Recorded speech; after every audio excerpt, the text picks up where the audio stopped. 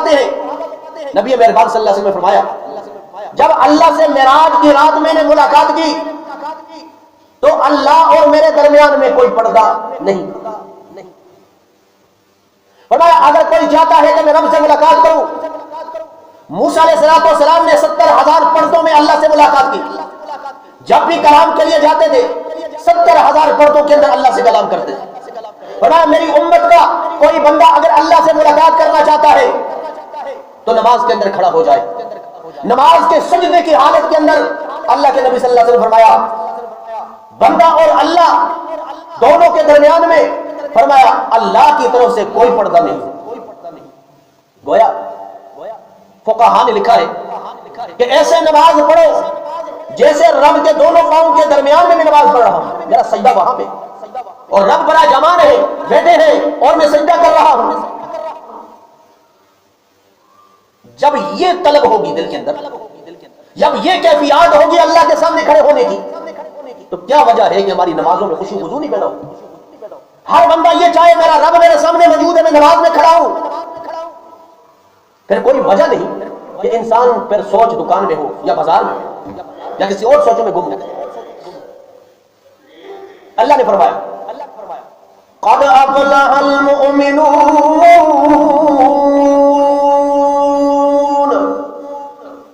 قد افلح المؤمنون، تحقیق کامیاب ہو گئے مومن.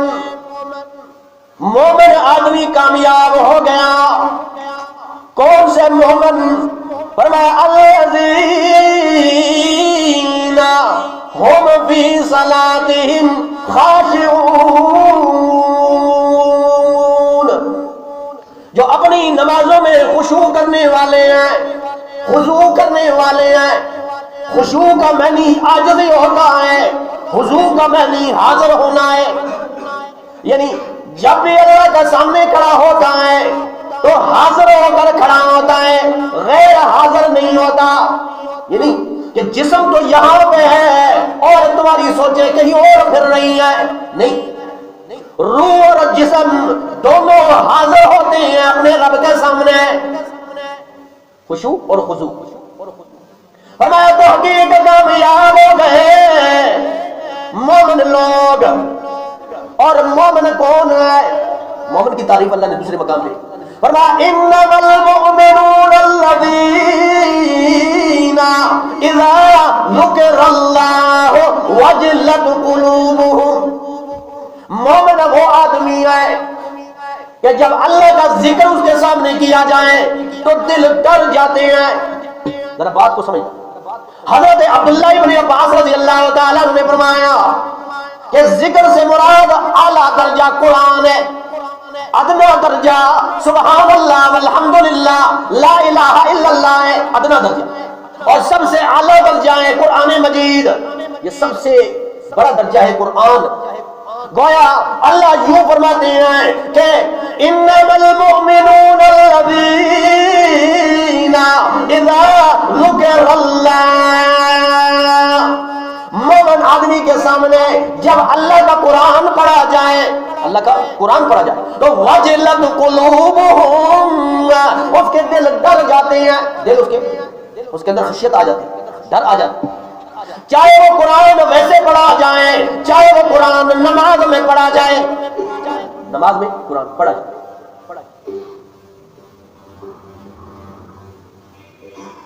روایات میں آیا ہے کہ نبی مہربان صلی اللہ تعالی علیہ وسلم جب قرآن کی تلاوت کیا کرتے تھے تو کافر لوگ کعبہ کے پردے کے اندر چھپ کے قرآن سنا کرتے تھے. قرآن سنا کرتے تھے.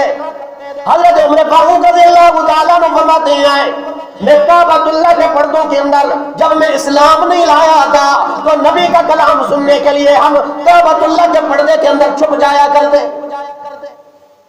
تو کافر جب قرآن سنتے ہیں تو مومن قرآن کیوں نہیں سنتے؟ تو قرآن پڑھا جائے وجلت قلوبهم، دل ڈر جاتے ہیں. ایک معنی اس کا یہ کہ اس کی قرآت کو آواز کو دیکھ کے دل ڈر جاتے ہیں. یا دوسرا معنی کہ رب کا خیال آ جاتا ہے کہ رب بڑی عظیم ذات بات ہے اس کا قرآن جب لاجواب ہے تو وہ کتنا لاجواب ہوگا. یہ دوسرا معنی. اور تیسرا معنی یہ ہے کہ قرآن کو چونکہ سمجھ کے پڑھتے ہیں، صرف وہ زبانی کلامی الفاظ نہیں، قرآن کو معنی کے ساتھ جب قرآن کا مفہوم ذہن میں آتا ہے تو اللہ سے ڈر پیدا ہو جاتا ہے کہ اللہ کا عذاب ایسے آئے گا، جہنم اللہ کی ایسے ہے ایسے ہے، تو دل ڈر جاتا ہے. یہ چار معنی کی ہے مفسر. وَإِذَا تُلِيَتْ عَلَيْهِمْ آيَاتِي زَادَتْهُمْ إِيمَانًا وَعَلَىٰ رَبِّهِمْ يَتَوَكَّلُونَ. مومن آدمی کے سامنے جب میری آیات تلاوت کی جائے تو ان کے ایمان زیادہ ہو جاتے ہیں. وہ قرآن پڑھے دل ڈر جاتے ہیں، قرآن پڑھا جائے ایمان زیادہ ہو جاتا ہے. میں نے عرض کیا نا، ایک تو اللہ کا ذکر، اللہ کا قرآن سمجھ کے پڑھا جائے، عذاب کی آیات سنی جائے، دل ڈر جاتے ہیں، معلومات ہو جائے، اللہ کا حکم آ جائے کہ یہ کرنا ہے، یہ کرنا ہے، یہ نہیں کرنا، یہ نہیں کرنا، امر اور نہیں اللہ کی طرف سے آ جائے تو انسان کا جذبہ ایمان زیادہ ہو جاتا ہے، انسان عمل کے لیے تیار ہو جاتا ہے. یہ معنی. وَعَلَىٰ رَبِّهِمْ يَتَوَكَّلُونَ. اور وہ اپنے رب پہ توکل کرنے والا ہوتا ہے. نماز بھی پڑھے توکل پیدا نہ ہو، عاجزی پیدا نہ ہو، انکساری پیدا نہ ہو تو ایسی نمازیں رب کو ضرورت نہیں. 5 وقت نماز پڑھ کے چلے جاتے لیکن وہ نماز قبول نہیں ہوتی. حضرت علی رضی اللہ تعالیٰ عنہ سے کسی نے پوچھا یہ کیسے پتا چلے گا کہ میری نماز اللہ کے ہاں قبول ہو گئی، کیسے پتا چلے؟ حضرت علی رضی اللہ تعالیٰ عنہ نے فرمایا ایک نماز تو نے پڑھی اور دوسری نماز کے لیے تمہیں توفیق ہو گئی، سمجھ لینا پچھلی نماز اللہ کے ہاں قبول ہو گئی. ایک عمل نیکی کا کیا اور دوسرا نیک عمل کی توفیق ہو گئی تو سمجھ جانا پچھلا نیک عمل اللہ کے ہاں قبول ہو گیا. یہ عاجزی اور انکساری. نبی مہربان صلی اللہ تعالی علیہ وسلم نے دیکھا ایک آدمی نماز پڑھ رہا ہے، نماز پڑھی اس نے تیز نماز پڑھی. نبی کریم صلی اللہ علیہ وسلم نے فرمایا اے میرے صحابی واپس لوٹ جا اور دوبارہ نماز پڑھ، تو نے نماز نہیں پڑھی. پھر اس نے نماز پڑھی جلدی میں نماز پڑھی. نبی مہربان صلی اللہ علیہ وسلم نے فرمایا نہیں ارجع الی الصلاۃ، نماز کے لیے پھر واپس لوٹ، پھر نماز پڑھ، نماز تو نے نہیں پڑھی. اللہ کے نبی نے پڑھی، پھر پڑھی اس نے. اللہ کے نبی صلی اللہ علیہ وسلم پھر بھیجے. جب اس نے پڑھی عاجزی سے انکساری سے نماز پڑھی تو نبی مہربان صلی اللہ علیہ وسلم نے فرمایا بدترین انسان وہ ہے جو نماز میں چوری کرتا ہے. صحابہ نے پوچھا ہے اللہ کے نبی کون سا بدبخت ہے جو نماز میں چوری کرتا ہے؟ فرمایا وہ شخص جو نماز کو پورے فضائل کے ساتھ شرائط کے ساتھ نہ پڑھے وہ نماز میں چوری کرتا ہے. نہ رکوع کا خیال ہے نماز میں، نہ سجدے کا خیال ہے، نہ قیدے کا خیال ہے، نہ اس کو پتا ہے کہ نماز کے اندر غلطی ہو جائے کیا کرنا چاہیے. اور فرض نماز کے لیے بعض لوگ کھڑے ہوتے، ہم نے دیکھا امام ادھر سلام پھیرا نہیں، پہلے سلام پھیرا، یا دوسری طرف سلام ابھی نماز میں امام کا باقی ہے، یہ پہلے ہی فارغ ہو جائے، سلام پھیرتے پہلے ہی فارغ ہو جائے، یا امام نے رکوع میں ابھی کیا نہیں، اللہ اکبر کہا ہی نہیں، یہ پہلے رکوع میں چلے. یہ سب سے بڑی غلطی ہے. اور حدیث شریف میں آیا ہے نبی کریم صلی اللہ تعالی علیہ وسلم نے فرمایا اما یخشى الذی یرفع رأسہ قبل الامام. مجھے ڈر ہے، اللہ کا نبی کہہ رہا ہے مجھے ڈر ہے وہ شخص جو نماز میں امام سے پہلے سر کو بلند کرتا ہے، اٹھاتا ہے سجدے میں یا رکوع سے یا رکوع میں جاتے ہوئے پہلے امام سے جاتا ہے. میں اللہ کا نبی کہتا ہوں مجھے ڈر ہے کہ ان یحول اللہ رأسہ رأس الحمار، کہ اللہ کہیں اس کا سر گدھے کی طرح نہ بنا دے. اس کا سر گدھے کی طرح نہ بنا دے۔ مسلم شریف کی روایت، بخاری شریف کی روایت، اپنی طرف سے باتیں آج کیا کیا جاتا ہے لیکن نماز کے اندر۔ اس لیے تو فرمایا قد افلح المؤمنون، نماز کے اندر عاجزی و انکساری کرنے والا مومن مسلمان کامیاب ہے۔ یہ نماز کتنی اعلیٰ ہے، اس لیے تو اللہ کے نبی صلی اللہ علیہ وسلم فرمایا اس میں بڑی تاکید ہے کہ نماز میں بڑی محنت کرو، کوشش کرو نماز کے جو ٹھیک کرنے کی، اس میں کوئی غلطی نہ ہو جائے، کوتاہی نہ ہو جائے، کیونکہ یہ نماز کل قیامت والے دن پہلے ایسی چیز ہوگی اللہ کی طرف سے حقوق العباد میں پوچھے جانے والے اعمال میں سب سے پہلے نماز کا حساب لیا جائے۔ نبی کریم صلی اللہ علیہ وسلم نے فرمایا اول ما يحاسب علیہ العبد یوم القیامت الصلاۃ، سب سے پہلے حساب لیا جائے گا تو نماز کا حساب لیا جائے گا۔ فرمایا فَإِذَا صَلُحَتْ صَلُحَ سَائِرُ عَمَلِهِ، اگر نماز صحیح ٹھیک نکل گئی تو سارے اعمال ٹھیک ہو جائیں گے۔ وَإِذَا فَسَدَتْ فَسَدَ سَائِرُ عَمَلِهِ، فرمایا نماز اگر اس میں فساد آ گئی، غلطی ہے، اور نہ ہی ٹھیک کرنے کا کوئی ٹائم ملا آپ کے پاس، دنیا میں ٹائم ہی نہیں ملا، اتنا مصروف تھا کہ اپنی نمازیں ہی درست نہ کروا سکے، اور نہ ہی پوچھنے کا ہمیں کبھی ٹائم ملا، تو ساری نماز اگر اس میں فساد آ گیا تو سارے عمل کے اندر فساد، باقی اعمال بھی فساد ہوگی، تو جب نماز درست نہیں بنیاد ہے تو باقی اعمال کیسے صحیح نہیں ہے؟ اس لیے اپنی نمازوں کو درست کرنی چاہیے۔ بعض لوگ نماز کے اندر کوتاہیاں بڑی کرتے ہیں، بڑی غلطیاں کرتے ہیں، ایک دو پنجگانہ نماز میں دیر سے پہنچتے ہیں، عادتاً نمازوں کے اندر دیر سے آنا اس کی بڑی وعید ہے۔ اللہ نے فرمایا فَوَيْلٌ لِّلْمُصَلِّينَ الَّذِينَ هُمْ فِي صَلَاتِهِمْ سَاهُونَ، ہلاکت ہو ایسے نمازیوں کے لیے جو نماز میں سستی کرتے ہیں، کائلی کرتے ہیں، یعنی مراد اس سے نماز کے لیے لیٹ آتے ہیں، ایک معنی یہ جب دیکھا نماز میں لیٹ، جب دیکھا نماز میں لیٹ،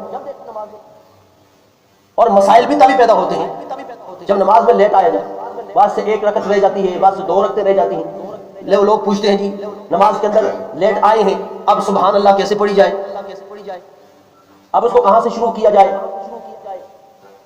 یہ مسائل ہے، اور نماز کے اندر مسائل کا پتہ نہ ہو، نماز پڑھ کے چلا جائے، وہ نماز کس کام کی؟ واجب چھوٹ گیا، سجدہ ساہو تھا لیکن اس کو پتہ ہی نہیں۔ اور بعض لوگ نماز میں کوتاہی کرتے ہیں، یا تو آتے ہیں لیٹ آتے ہیں، یا آتے ہیں نہ لباس اس کا صحیح درست ہوتا ہے، نہ سر پہ ٹوپی ہوتی ہے، نہ ٹخنوں سے پاجامہ اوپر کیا، یہ کوتاہیاں۔ قرآن میں اللہ کریم نے فرمایا یا بنی آدم، اے آدم علیہ السلام کی اولاد، خذوا زینتکم عند کل مسجد، نماز پڑھتے ہوئے تمام زینتوں کو لے لیا کرو۔ مفسرین نے مانا کیا کہ تمام زینتیں مراد اس سے یہ ہے کہ لباس بھی پاک ہونا چاہیے، جس جگہ پہ نماز پڑھ رہے ہیں وہ جگہ بھی پاک ہونی چاہیے، اور ٹوپی بھی سر میں ہونی چاہیے۔ ویسے تو اللہ کے نبی صلی اللہ علیہ وسلم نے ساری زندگی پگڑی سے نماز پڑھی، اور ٹوپی کا ذکر بھی آتا ہے کلن سوۃ، اللہ کے نبی صلی اللہ علیہ وسلم نے امامہ استعمال کیا، بعض علماء کہتے ہیں سفید امامہ استعمال کیا، اور چونکہ اللہ کے نبی صلی اللہ علیہ وسلم کی سنت مبارک یہ تھی کہ تیل بہت زیادہ سر میں لگایا کرتے، اور بعض علماء کہتے ہیں چونکہ مسح اللہ کے نبی صلی اللہ علیہ وسلم جب کرتے تھے تو وہ تیل ہاتھ میں جو لگتا تھا وہ سفید پگڑی پہ لگ کے وہ کالی، اور بعض کہتے نہیں اللہ کے نبی صلی اللہ علیہ وسلم کی پگڑی مبارک اور امامہ مبارک وہ کالا اور سفید بھی تھا۔ تو یہ عرض کرنے کا مطلب یہ ہے کہ ساری زندگی اللہ کے نبی صلی اللہ علیہ وسلم نے سوائے حج کے اور عمرہ کے اپنے سر سے پگڑی نہیں اتاری، اپنے سر سے ٹوپی نہیں اتاری۔ نماز کے لیے تو خاص طور پر ذکر ہے کہ ان چیزوں کو استعمال کرنا چاہیے، اور بعض علماء نے تو لکھا ہے یہ تکبر کی علامت ہے کہ اللہ کے سامنے کھڑا ہے تو زینتیں پوری نہیں، عبادت کے لیے آیا تو شرائط پوری نہیں، تو یہ غلطی ہے۔ جس طرح فوج کے اندر اگر ٹوپی بھی نہ ہو، اسلحہ جو دیا جاتا ہے وہ بھی نہ ہو تو اس پہ جرمانہ ہو جاتا، وہ قانون ہے اور ضابطہ ہے۔ اور مسجد کے آنے کے لیے کوئی ضابطہ نہیں، کوئی اصول نہیں، کوئی قانون نہیں۔ اللہ کے سامنے ساری کائنات کا رب ہے، ساری بادشاہوں کا مالک ہے، اس کے سامنے کوئی قانون نظر نہیں آتا، کوئی عاجزی نہیں، کوئی ڈر نہیں، کوئی خوف نہیں۔ اس لیے فرمایا تمام نمازیں شرائط کے ساتھ پڑھیں گے تو نماز قبول۔ اور پنجگانہ نماز قرآن مجید کے اندر متعدد مرتبہ پنجگانہ نماز کی طرف اشارہ ہے۔ 5 نمازیں ثابت ہیں تو قرآن سے۔ اللہ فرماتے ہیں اقیم الصلاۃ، نماز قائم کرو طرفی النہار، دن کے دونوں کناروں سے، وَزُلَفًا مِّنَ اللَّيْلِ، اور رات کے کچھ حصے کے اندر، ان الحسنات یذہبن السیئات، بے شک تمہاری نیکیاں، نماز، روزہ، حج، زکوٰۃ، یہ نیکیاں چھوٹی ہیں یا بڑی ہیں، یہ اطاعت گزاری کی زندگی، یہ نیکیوں کا جذبہ، یذہبن السیئات، تمہاری برائیوں کو مٹا دیتا ہے۔ ہم نے عرض کیا تھا کہ نماز اللہ نے بنائی ہے مومن مسلمانوں کے لیے، فرمایا مومن مسلمانوں کے گناہوں کو معاف کرنے کے لیے اللہ نے نماز رکھی ہے۔ نماز پڑھتے ہو، اگلی نماز تک، دوسری نماز جب ٹائم آتا ہے، وضو کرتا ہے اور نماز کے لیے جاتا ہے تو پچھلی نماز تک راستہ درمیان کے اندر جو گناہ ہوئے ہیں، کوتاہی، اللہ اپنے کرم سے معاف فرماتا ہے۔ تو فرمایا اقیم الصلاۃ طرفی النہار سے مراد یہ ہے دن کے کنارے، مراد اس سے یہ ہے فجر، ظہر اور عصر کا جو ہے وہ وقت مراد ہے، اور ذُلَفًا مِّنَ اللَّيْلِ، رات کا کچھ حصہ مراد یہ ہے، مغرب اور عشاء مراد ہے۔ اور بعض نے کہا رات کا کچھ حصہ اور دن کا کچھ حصہ، دو کنارے سے مراد مغرب تک جتنی نمازیں، اور ذُلَفًا مِّنَ اللَّيْلِ سے مراد عشاء کی نماز بھی ہے اور تہجد کی نماز۔ اور دوسرے مقام پہ فرمایا اقیم الصلاۃ لدلوک الشمس الی غسق اللیل، فرمایا نماز ادا کرو سورج ڈھلنے سے لے کر رات کی تنہائی تک، تاریکی تک نماز کو قائم کرو۔ وقرآن الفجر، اور فجر کا خاص طور پر ذکر کیا، فرمایا وقرآن الفجر، قرآن پڑھنا فجر کے اندر، فجر کی نماز کے اندر، صبح کی نماز کے اندر خاص طور پر اللہ نے ذکر کیا۔ کیوں؟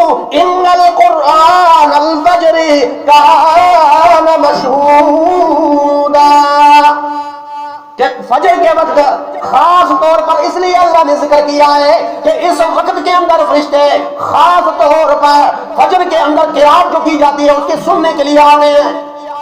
فرشتے اللہ کے نورانی فرشتے خاص طور پر اس قرآن کو سننے کے لیے یہاں فجر میں آتے ہیں۔ اور بعض کے نزدیک اس لیے کہا کہ 2 وقت ہے، 2 وقت ایسے ہیں کہ جس کے اندر فرشتوں کی ڈیوٹیاں چینج ہوتی ہیں، تبدیل ہوتی ہیں۔ ایک صبح کے وقت، فجر کے وقت فرشتوں کی ڈیوٹیاں تبدیل ہوتی ہیں، اور ایک عصر کے وقت ڈیوٹیاں چینج ہوتی ہیں، تبدیل ہوتی ہیں۔ اس وقت تک جو اعمال لکھے جاتے ہیں اللہ کے ہاں پہنچائے جاتے ہیں، اور آپ کے نامہ اعمال میں وہ درج ہوتے رہتے ہیں۔ تو فرشتوں کے وقت کی 2 ڈیوٹیاں، 2 اوقات جس کا خاص طور پر اللہ نے قرآن میں ذکر کیا۔ ایک تو یہ ہے فجر کا وقت، ورنہ خاص طور پر اس میں قرات کی تاکید کیا کرو اور لمبی قرات کیا کرو، تاکہ آپ کے نامہ اعمال کا وہ حصہ جس کا اہتمام بھی اللہ کی عبادت سے ہو، اور دوسرا عصر کی نماز، اور جب وہ دوسرے وقت میں وہ جا رہے ہوں فرشتے اللہ کے ہاں، تب بھی وہ عبادت میں لکھا جائے۔